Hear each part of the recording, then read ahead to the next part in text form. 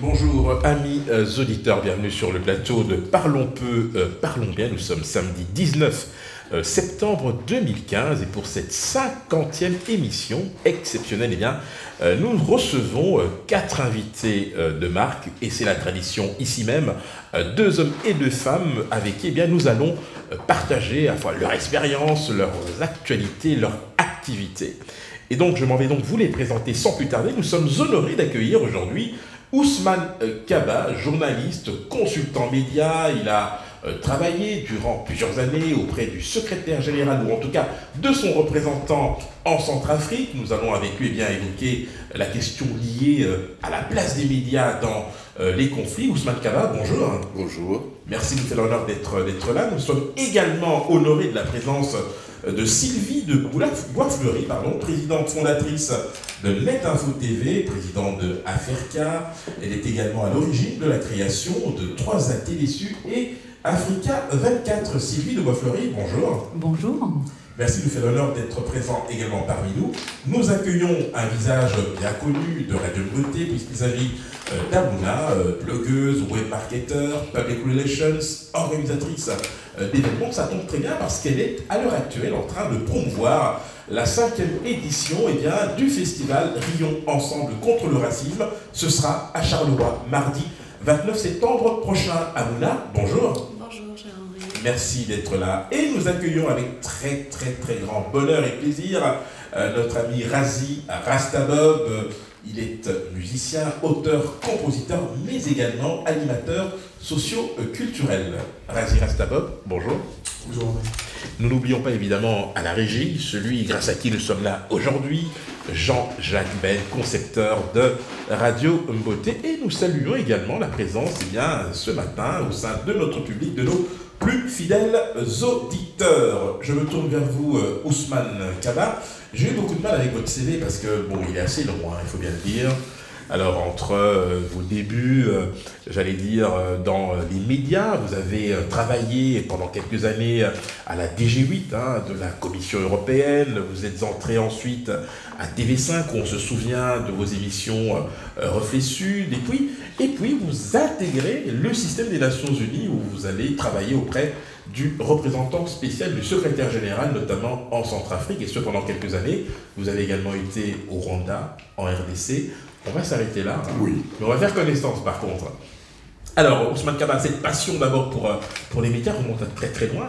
Mais comment vous avez fait pour vous imposer, comme c'est le cas d'ailleurs, dans les différents domaines que je viens d'évoquer? Moi, je crois que c'est une question de posséder beaucoup de flèches à son arc. Et un besoin surtout, ça devient presque un sacerdoce. Je crois que on était tous ensemble ici, donc quand on était à l'Université libre de Bruxelles comme étudiants, et quand on traînait notre petit Nagra, et qu'on courait à travers la neige, à travers le vent, entre les trams et les bus, pour regagner donc les lieux de travail. C'est ainsi qu'est né d'ailleurs l'Allo Campus avec les émissions africaines qui étaient à l'époque sous la Palabre et Souffle Nègre. Alors quand vous lancez effectivement sur les créneaux, vous vous rendez bien compte qu'il y a un manque, un vide à combler dans le paysage à la fois audiovisuel et radiophonique ici en Belgique. Est-ce que c'est facile de s'imposer dans ces conditions, surtout à un moment où on ne parlait pas encore des radios libres, Comment on fait à ce moment-là pour se faire connaître? C'était au désert, mais il faut vouloir. Il faut frapper aux portes au moment où on ne vous attend pas.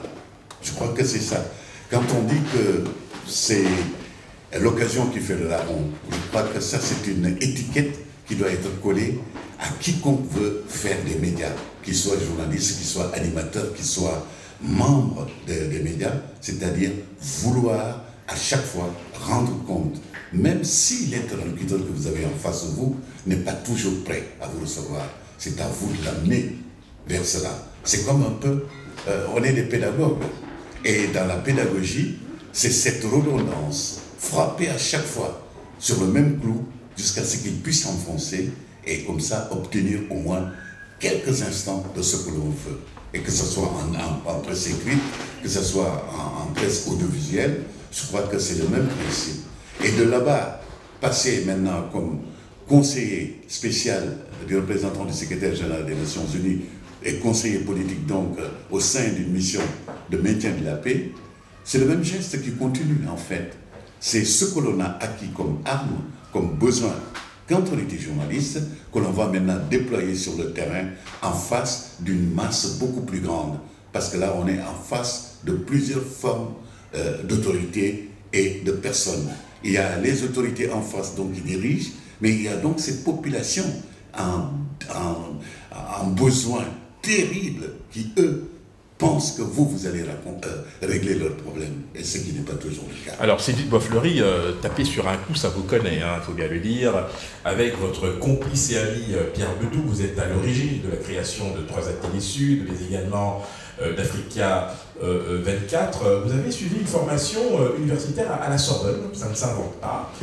Tout d'abord à la conception et à la réalisation de manifestations culturelles dans les centres culturels, notamment à Paris, à Beaubourg, pour ne pas le citer, à Barcelone, au musée de l'urbanisme, à Papeete, très bel endroit. Et c'est ensuite dans les années 2000 que vous vous dirigez vers la réalisation de documentaires.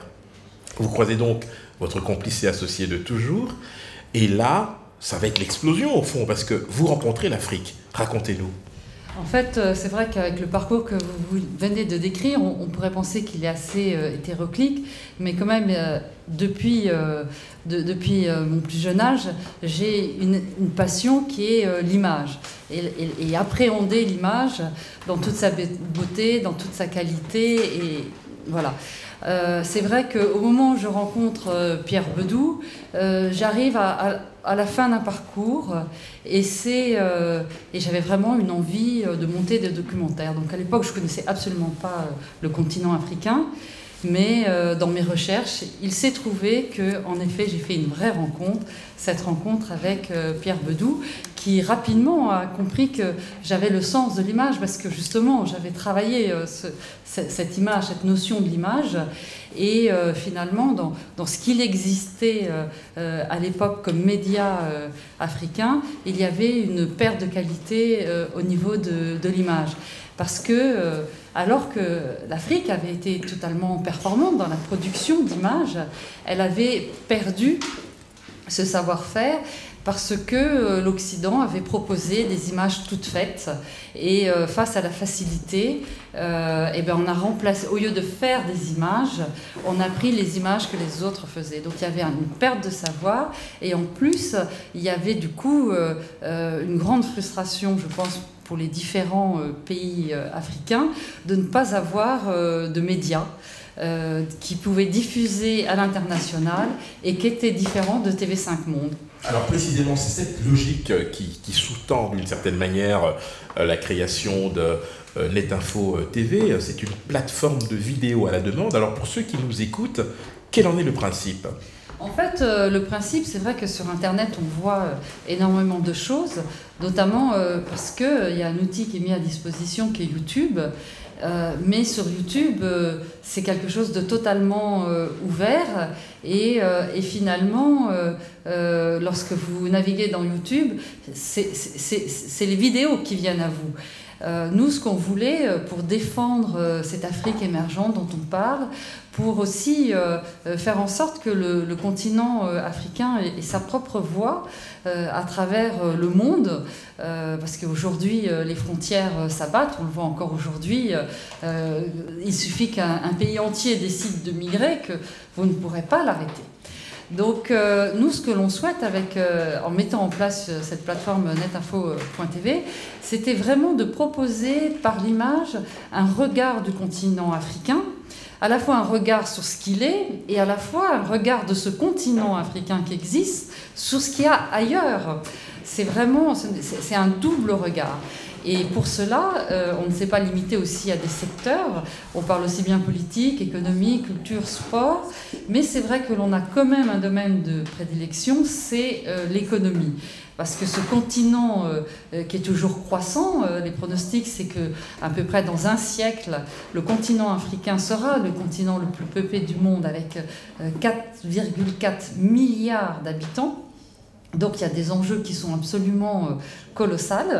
Il faut que ce continent ait son regard et surtout que ça permette à l'ensemble des personnes, aussi bien au niveau de la diaspora qu'au niveau de n'importe quel investisseur, pouvoir appréhender les pays d'Afrique. Et je tiens à dire les pays d'Afrique parce que souvent on réduit le continent africain à un pays. Non, ce sont des pays.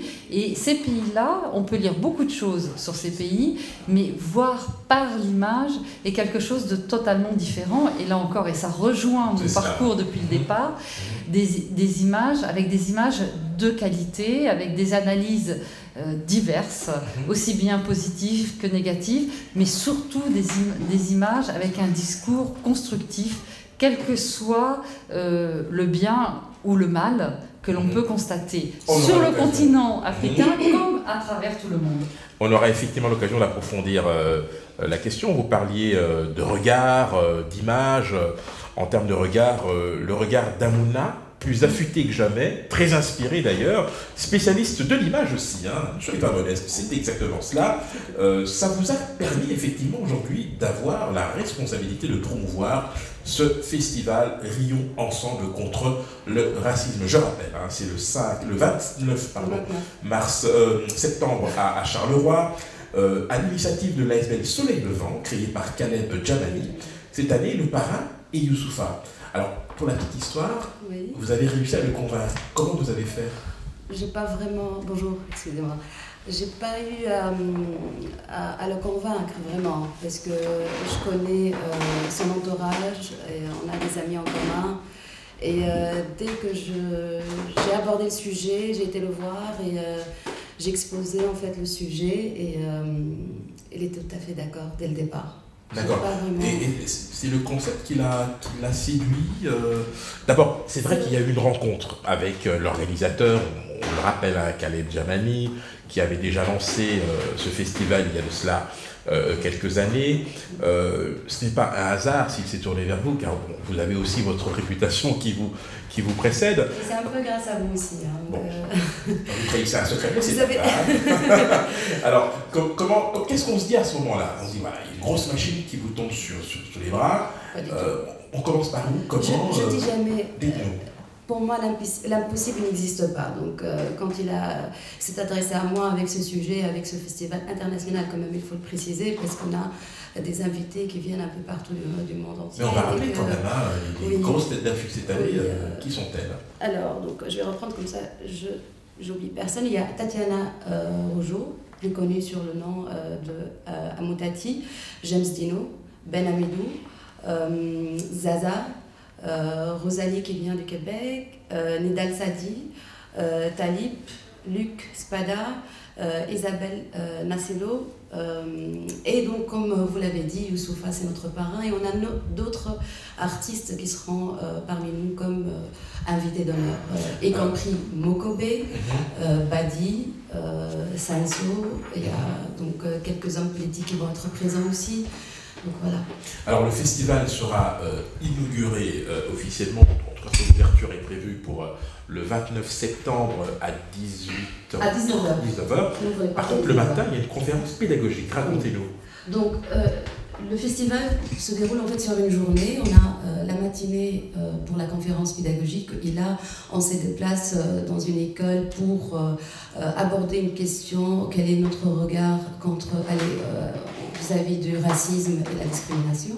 Et chaque invité aura son mot à dire, donc il va parler de son parcours, Youssoufa il va raconter un peu son parcours, comment il est arrivé là. On aura aussi monsieur Ismaël Saïdi, qui est un acteur, metteur en scène et réalisateur. Il a la pièce Djihad qui cartonne en ce moment. Absolument. Oui, et un livre, j'ai oublié, donc c'est l'agenda d'un musulman, je pense, que si je ne me trompe pas. Et donc sur une matinée, et donc il y aura un débat, un dialogue avec les élèves d'école, des étudiants, pour aborder donc questions-réponses par rapport à ce sujet. Donc le regard contre le racisme, comment on peut lutter contre le racisme. Alors aujourd'hui, évidemment, l'actualité nous informe, ou nous renseigne en tout cas qu'il y a cette situation avec les migrants venus des différents pays, et particulièrement la Syrie. le contexte évidemment dans lequel va se tenir ce festival sera quand même important, d'autant que nous avons ces derniers jours été gratifiés de déclarations hallucinantes, hein, notamment de représentants polonais. Enfin, on a l'impression qu'il y a un repli identitaire dans certains pays. Une crainte, une peur. Voilà. Comment vous vivez ça, Julien? Personnellement, j'étais vraiment très touchée par rapport à cette histoire. Le petit garçon, donc le corps de petit garçon sur la plage. Moi-même, j'en ai un enfant de 7 ans et ça m'a touchée et j'ai été directement, donc j'ai fait ce qu'il fallait donc avec des amis. Donc j'ai essayé d'épuiser dans mes contacts sur les réseaux sociaux pour venir en aide. Mais voilà, j'ai vu aussi passer des messages assez racistes, oui, il faut le dire. Donc vraiment, clairement, des déclarations houleuses. Voilà, vraiment, le festival arrive dans un contexte lourd, mais c'est pas particulier parce que c'est une question qui va perdurer malheureusement et ça va durer. Le racisme, ça existe encore, mais il faut juste bien s'armer pour lutter, tout simplement. On a créé le tout premier groupe reggae de Bruxelles, en fait, en 80. Qui s'appelait Burning Ash. Attention, on n'a pas H avec H, hein. On est H les sons, là je parle. Hein. Non mais vous justifiez surtout pas. Hein. Ouais, ben non, parce que bon, on nous pose toujours la question pourquoi H. Je dis non, H c'est pas vrai. Enfin, H c'est ASH. En anglais c'est cendre en fait. C'est Burning Ash. En fait, c'est né bêtement comme ça, entre amis étudiants, surtout ceux qui a été à... Entre amateurs de reggae, surtout. Ouais, tous amateurs de reggae. Ils étudiaient tous, parce que moi j'étais un peu à Namur, les autres étaient à Belaneuve, c'est-à-dire les Lutumbwe, les Mandé, les Gangienda. À partir de là, ils ont commencé à faire la musique ensemble, et moi, ils me prenaient en train à Namur, et on a sympathisé, on sympathisait en même temps, et bon, on est venu créer les groupes en 80 ici à Bruxelles, et puis bon, on a suivi le chemin. Pendant 10 ans, on a joué dans toutes les salles ici à Bruxelles, des grandes salles jusqu'à l'ancienne Belgique, enfin jusqu'à même en Forêt Nationale, où on a joué en première partie de UB40. Et à l'heure actuelle, bon, on a tous atteint un peu l'âge, dans la cinquantaine, tous, et chacun s'occupe un peu de sa musique d'écouter. Il y en a qui ont laissé, moi je continue encore à le faire, parce que je suis animateur socio-culturel. Tout à fait. J'anime les jeunes dans les ASBL, je fais du théâtre avec eux. Et ça vous faites de manière permanente depuis une quinzaine d'années? Oui, depuis une quinzaine d'années déjà, oui. Depuis Kinshasa, déjà, même avec le Michel Wenge, au départ c'était, comment on dit, des ateliers musicaux que je faisais avec eux. On prenait un thème, écoutez les gars, on va écrire une chanson, parce qu'ils ne savaient pas écrire une chanson. Alors on a commencé, on prend un thème, on cherche des mots, et puis on crée jusqu'à faire une chanson tout entière.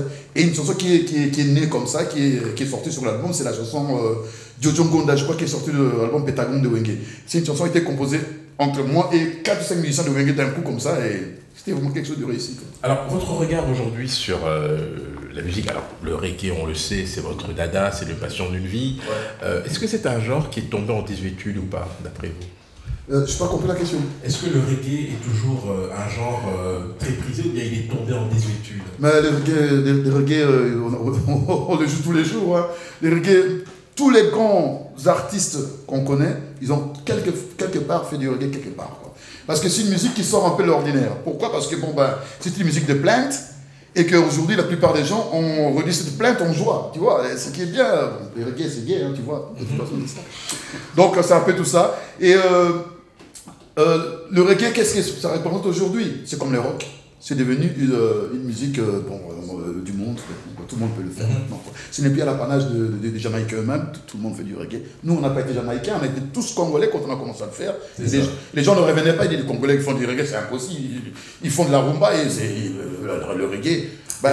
Est-ce que le reggae d'aujourd'hui, parce qu'il y a toujours des gens qui sont intéressés par le genre, est-ce qu'il est aussi revendicatif, par exemple?